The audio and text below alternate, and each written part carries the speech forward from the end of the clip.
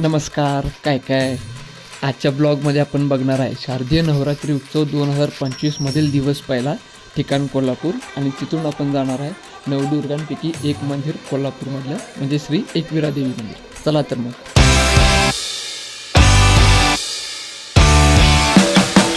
दिवस पहिला, रंग पांढरा आणि हे पहाटेचं 5 आहेत बरं काय. ठरल्याप्रमाणे कॉलनीतली पोरं आम्ही सकाळी जमलो.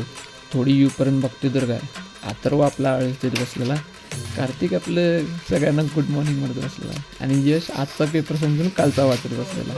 ओमक्याचा आवरल्या आम्ही डायरेक्ट गाडी काढून महादेव रोड काढला.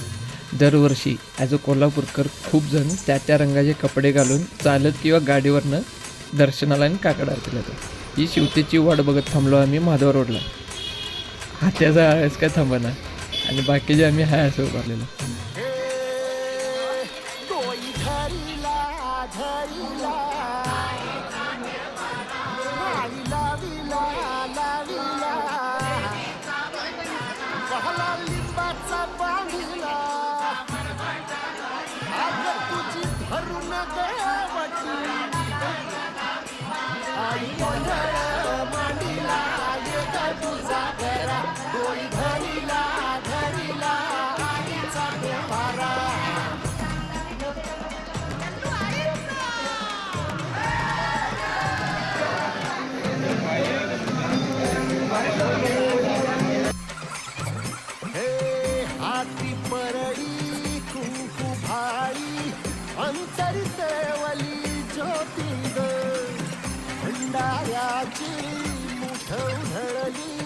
पाप जळली कोटी ग, सेवेसाठी आलो दुरुनी, तूच जीवाचा जीव स्वामी, होऊ दे मंगल आई ग.